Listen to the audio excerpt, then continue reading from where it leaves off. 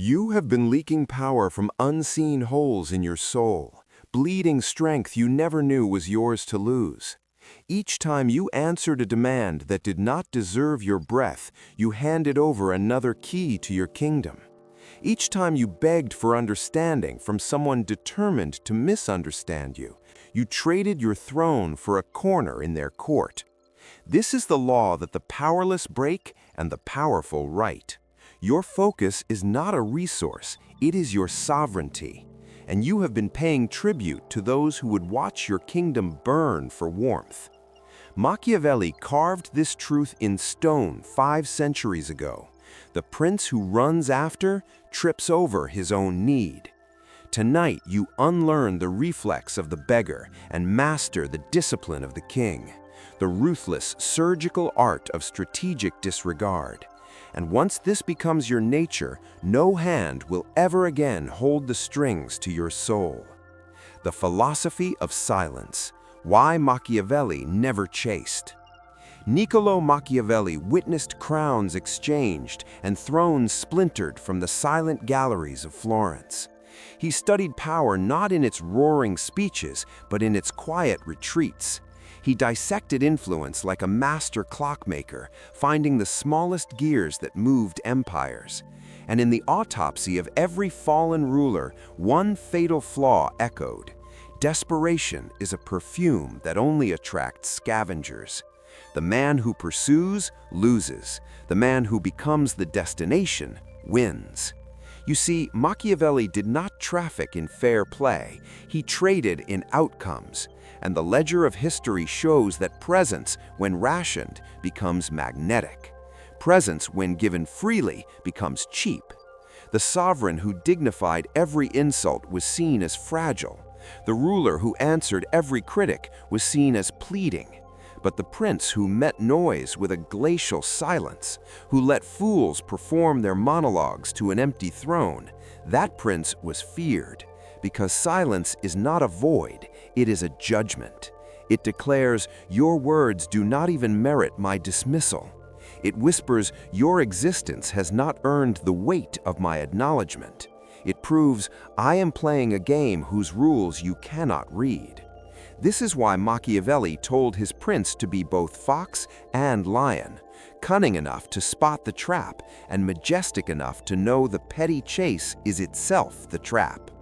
Most men today are neither. They are shadows chasing every other shadow, screaming for a substance they themselves lack. You will not be that man. You will learn that true authority is not heard in a room. It is felt in the stillness after you leave it. Power does not announce, it inhabits. It does not argue, it arranges. And the world bends around the gravity of its calm. When you master the philosophy of silence, you stop buying tickets to dramas written by lesser minds. You become the playwright. And in your script, the most powerful character has the fewest lines.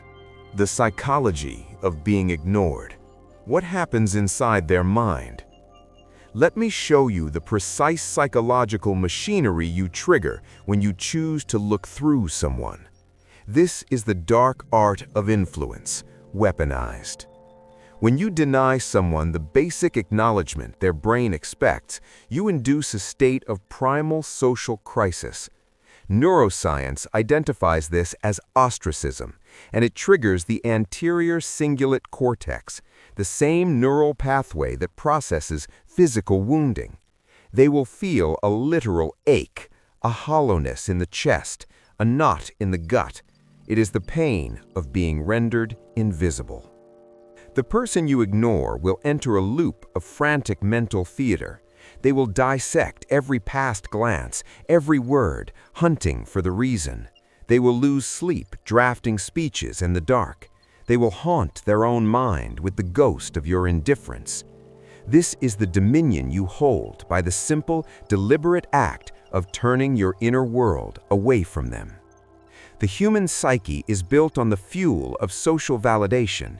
To be denied this fuel is to be cast into a cognitive void, and the mind will do anything to escape it.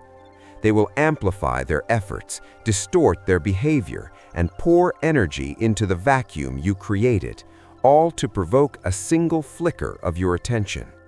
This is not about being heartless. It is about being a physicist of human nature. You understand the laws of social gravity, and you choose not to be pulled into their orbit. Weak men are addicts, begging for the next hit of external validation. Strong men are surgeons, removing cancerous influences with cold precision. When you ignore someone who has disrespected you, you do not give them the satisfaction of an ending. You give them the torture of an unresolved chord, forever ringing in their mind. You exile them to a purgatory of their own making, where they must live with the echo of their own insignificance. This is the cold equation of control. The ultimate punishment is not hatred, it is oblivion. And you administer it not with a shout, but with the deafening, absolute silence of your disregard. The art of strategic withdrawal, how to disappear without leaving. Understand this critical distinction. There is a chasm between being absent and being strategically withdrawn. Absence is an accident, withdrawal is an operation. The master of this craft learns to occupy space without surrendering his essence. He is in the room, yet his attention is a fortress. He meets your gaze, yet you feel unseen. This is not a mask you wear. It is a presence you cultivate. Strategic withdrawal means you command the destination of your psychic energy. You do not sprinkle your focus like cheap confetti over every conversation, every grievance, every trivial spectacle clamoring for your involvement. You conserve it like a sovereign's treasury, deploying it only in campaigns where victory is absolute. Most men bankrupt themselves through compulsive availability. They jump at every ping. They justify themselves to every accusation. They volunteer as actors in every petty conflict, and in doing so, they become background noise. Commonness is the antithesis of power. When you are perpetually on call, you have the value of a utility. When you are selectively distant, you acquire the allure of a masterpiece. Practice this with merciless consistency. Let rings fade to silence. Let notifications pile into unread monuments. Let people speculate about your focus, your projects, your ascent. The aura of mystery you cultivate is more compelling than any argument you could ever win. Emotional unavailability is not emotional poverty. It is the vigilant stewardship of your inner sanctum. Your thoughts, your creative force, your attention, these are the holy relics of your kingdom. Only those who have passed the trials of loyalty and value may approach the altar. Everyone else meets a drawbridge, permanently raised. And here is the silent truth they will never grasp. Scarcity dictates desire. Your retreat fuels their pursuit. You are not fading from you are elevating above it. And from this higher altitude, the commotion of the world below transforms into a distant, insignificant murmur. Enemies, critics, and noise, the people who deserve your silence. Not every person deserves your words. Most do not even deserve the energy it takes to consciously ignore them. They merit only your oblivion.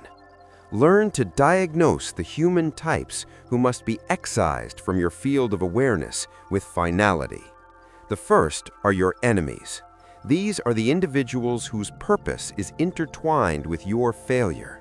They plot in whispers and offer poisoned smiles. Machiavelli's lesson was clear. A prince must study his enemies with the detachment of a cartographer, but never grant them the honor of a public audience. When you respond to an enemy, you promote them. You broadcast to the world that they are significant enough to fracture your concentration. But when you treat them as non-players in your narrative, you strip them of their very relevance. They become children throwing stones at a mountain. The second are the critics. These are the barren voices that cultivate nothing but cynicism. They build no empires, create no art, shoulder no real risk. They are the graffiti artists, spraying commentary on monuments they could never construct. To answer a critic is to shrink your stature to fit the confines of their tiny, bitter worldview. Let them rant, let them seethe. Their opinions will evaporate like spit on a skillet, while your achievements are etched into legacy. The third are the emotional parasites. These are the ones who feed on your vitality with their endless crises, their manufactured drama, their bottomless need for reassurance. They wear the costume of friendship, but they are vampires, and your attention is their sunlight. Sever the connection without autopsy. You owe them no explanation. Here is the non-negotiable principle. Every reaction you gift to an unworthy person is stolen capital from your destiny. Every moment invested in their noise is a moment diverted from your masterpiece. The powerful man does not fight in every alley. He selects his battlefields with the care of a general and allows the minor skirmishes to exhaust themselves against the walls of his indifference. Your silence is not passive. Your silence is an active, resonant declaration of sovereignty. The discipline of indifference, training yourself to feel nothing. The theory of ignoring is simple. The practice is a war against your own biology. Your emotions are a trained dog conditioned to bark at every provocation. The insult will itch. The disrespect will demand a scratch. Every primal instinct will roar for you to engage, to defend your honor, to set the record straight. This is the crossroads where weak men take the well-trodden path to ruin. They know what to do, but they are slaves to how they feel. You must rewire your nervous system to feel nothing. This is not about suppression, it is about transcendence.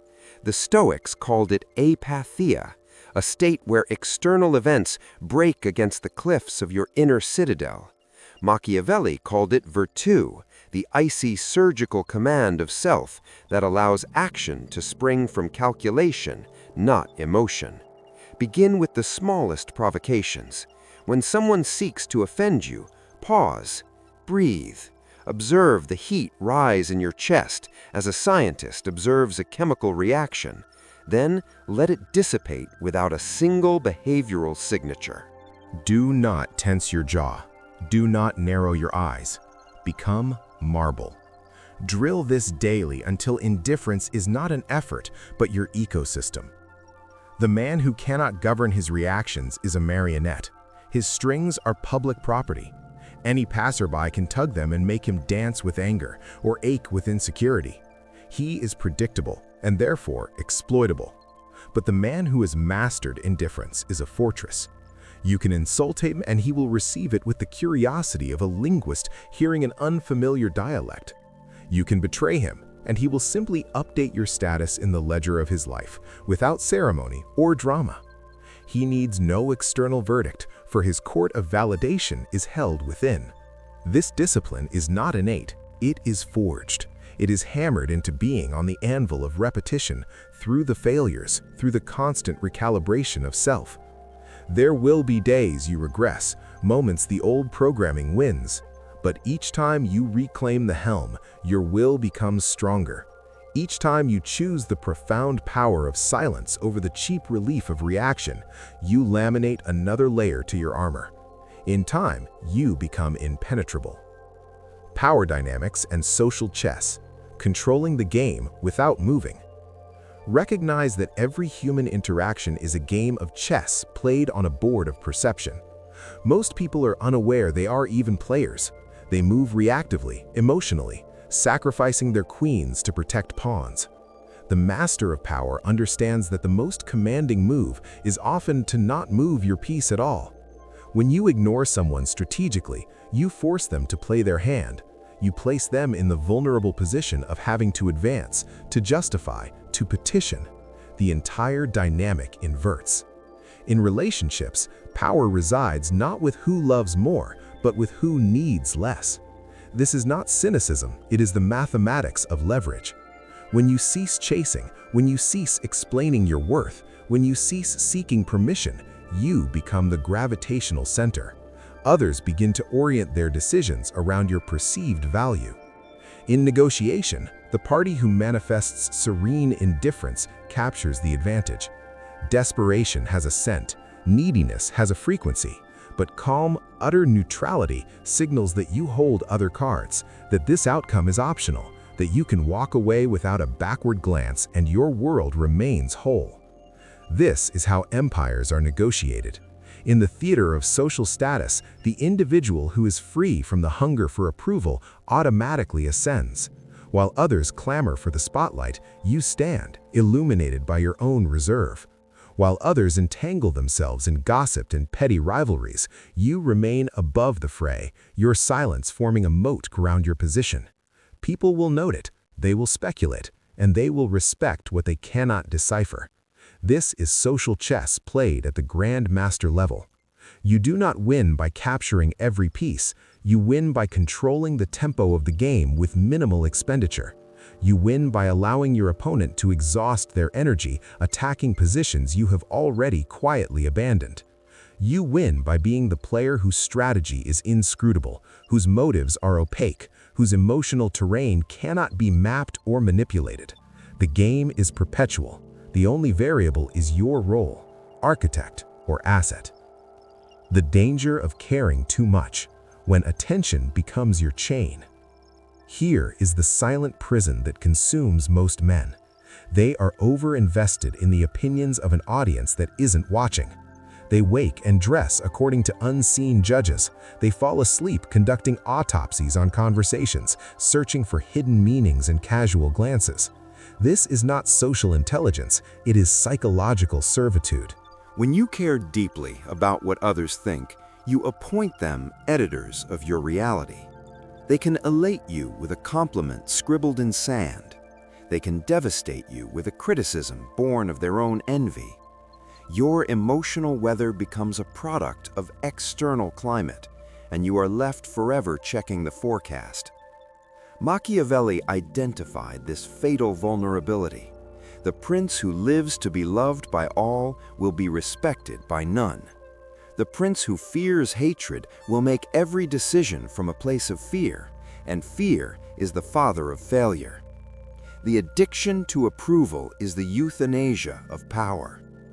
Dark psychology traces its roots. From our first breaths, we are programmed to seek the gold star. Parents reward compliance. Teachers prize the correct answer. The system conditions us to outsource our self-worth to the jury of public opinion. Breaking this conditioning is the most profound liberation you will ever know. The man who is free from the need for approval is therefore free from coercion. You cannot bribe him with flattery, for his worth is self-minted. You cannot threaten him with rejection, for his path is his own. He navigates by an internal compass calibrated to true north, utterly indifferent to the shifting winds of popular sentiment. This is the only freedom that matters. Begin by catching your reflection in the act of seeking validation. Notice when you soften a statement to avoid disapproval. Notice when you hesitate, shackled by the phantom of judgment. Each time you catch yourself and proceed regardless, you shatter a link in the chain. Each time you act in accordance with your own purpose, absent any need for external applause, you take another step out of the cave. Caring too much is not virtue, it is vulnerability. The powerful man cares with ferocity about his principles, his mission, his craft, but he is utterly indifferent to the commentary from the cheap seats of those who are not on the field playing the game.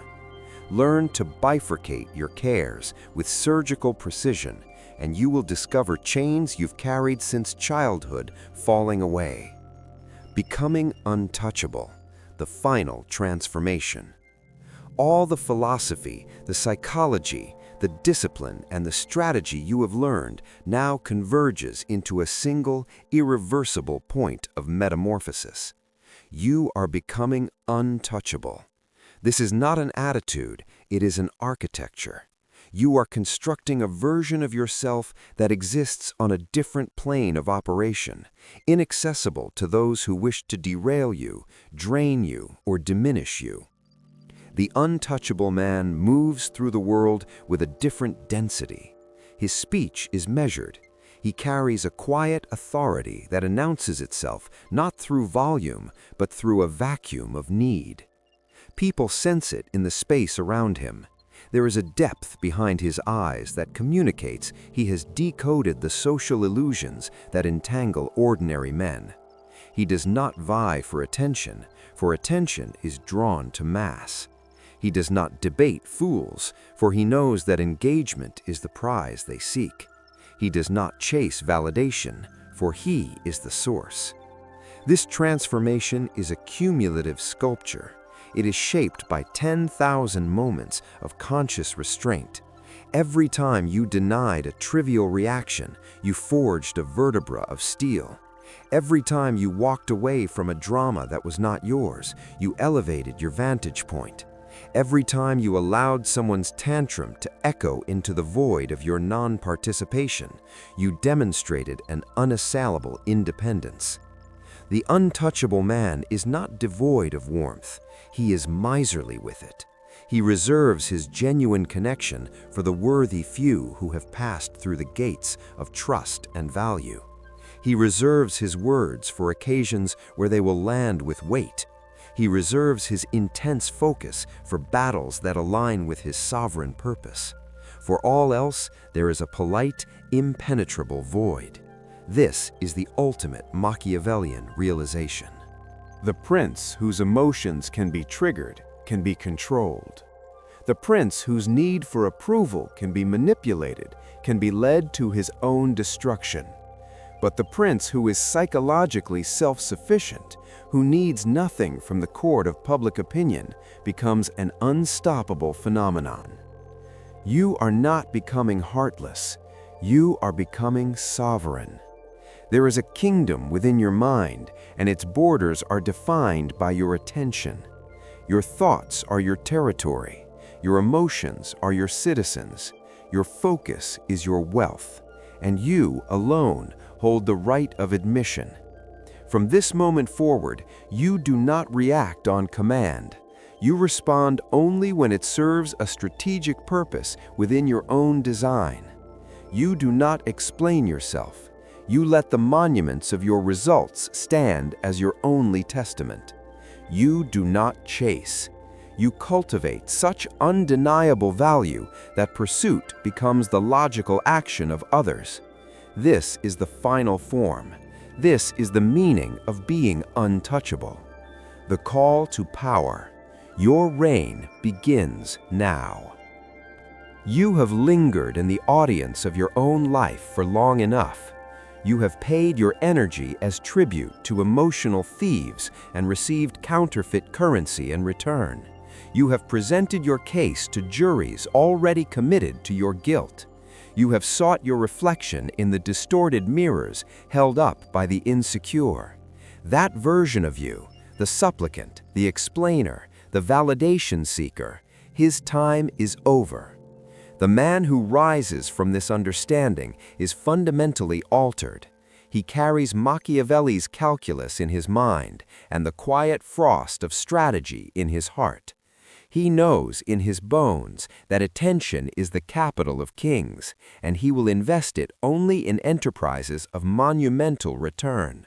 He knows that silence is not an absence of voice, but the presence of immense unspoken leverage.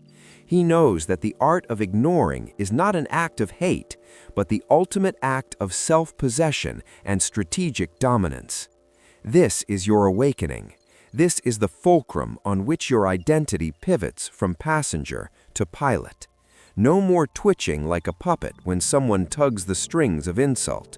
No more delivering monologues to ears sealed by prejudice. No more auctioning your precious hours to those who would not spare a dime for your dreams. From this day forward, you operate by a new protocol. You listen more than you speak. You engage only when the interaction serves the blueprint of your purpose.